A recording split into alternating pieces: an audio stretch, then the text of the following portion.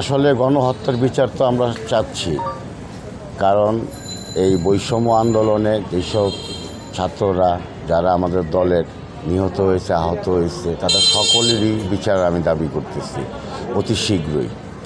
আর সংস্কার তো শুনতেছি করতেছে সরকার, বর্তমান তত্ত্বাবধায়ক সরকার। আর নির্বাচন তো প্রয়োজন, নির্বাচন এত প্রয়োজন যে এখন যেভাবে দেশটা চলতেছে এর ভিতরে এখনও আওয়ামী লীগের প্রেতাত্মারা এই সব সেক্টরে এখনও তারা বহাল আছে। তাহলে এইসব বহাল থাকলে তো তারা যে কোনো টাইমই বিভিন্ন ধরনের অকারেন্স তারা কইরা দলে অরাজকতা মানে বর্তমান দেশকে অরাজকতা করবে। এই দেখেন কিছুদিন আগে সচিবালয় যে মনে কর আগুনটা ধরছে, তো এইখানে আগুন ধরার মানে কি? এইসব জায়গায় কি আগুন ধরার কি জায়গা? না, কারণ এইসব জায়গা হলো এমন একটা জায়গা, এইসব জায়গা সবচেয়ে বেশি নিরাপত্তা থাকে। তো ওখানে মনে করেন আগুন ধরা মনে করেন মূল্যবান নথিপত্র যে পুড়ে গেছে, এই নথিপত্রটি কী? এটি সরকারের যত আকাম যত মনে করেন দুর্নীতি এইসবেরই তো নথি ছিল ওইসব মন্ত্রণালয়। তো এই নথিটি তারা গায়েব করে দিচ্ছে, শুধু মনে করেন দেশকে জনগণকে বুঝাইছে যে আগুনে সব পুড়ে গেছে। তো এটির বিচার হওয়ার আগেই যদি এইসব নথিমুথি গায়েব হয়ে যায় অথবা নিজেরাই পুড়া দেয়, তাহলে তো আর এইদের বিরুদ্ধে কোনো ধরনের মনে করেন শাস্তিমূলক অথবা তাদের আইনের রাস্তায় আনা, এটা তো মনে করেন আমাদের জন্য কষ্টকর হয়ে খারাপ, বর্তমান সরকারের জন্য কষ্টকর হয়ে যাবে।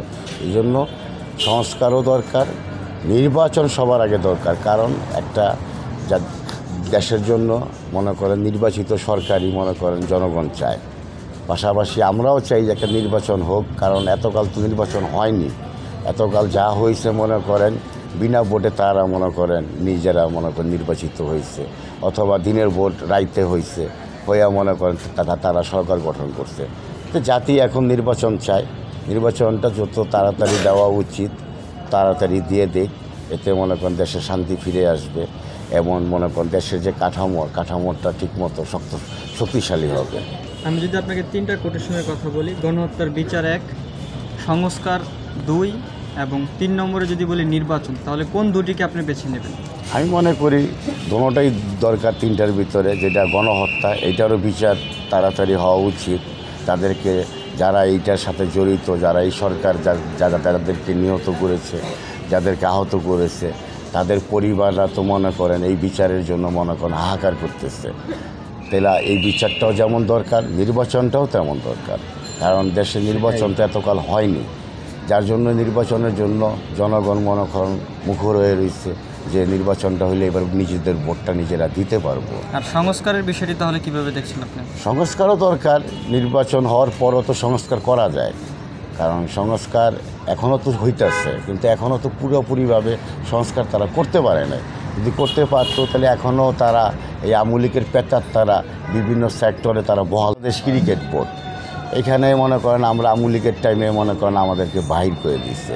আমি একটা মনে করেন বিসিবির একটা সিকিউরিটি কমিটির একজন সিনিয়র কোঅর্ডিনেটর ছিলাম। এখানে আমি ঢুকে দেখছি যে এখনও আওয়ামী লীগের অনেক লোক রয়েছে। তো তারা মনে করেন এই বৈষম্য বিরোধীতে আন্দোলনে তাদের বিশাল ভূমিকা ছিল। তারা ওই গোলচক্করে মনে করেন 10 নম্বর ওখানে তারা অকারেন্স কইরা ছাত্রদের উপরে গুলি কইরা আবার তারা স্টেডিয়াম ঢুকে গিয়ে তারা আবার মনে করেন নিশ্চিন্তে আবার বাইরে যেত। এভাবে তারা আন্দোলন করছে আমাদের চোখের সামনে।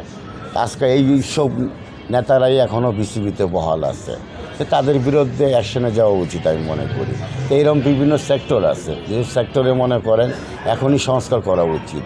আর না হলে এই তারা কখন কি ঘটাবে যে সেটা মনে করেন এই সরকার সামাল দিতে কষ্ট করে থাকবে।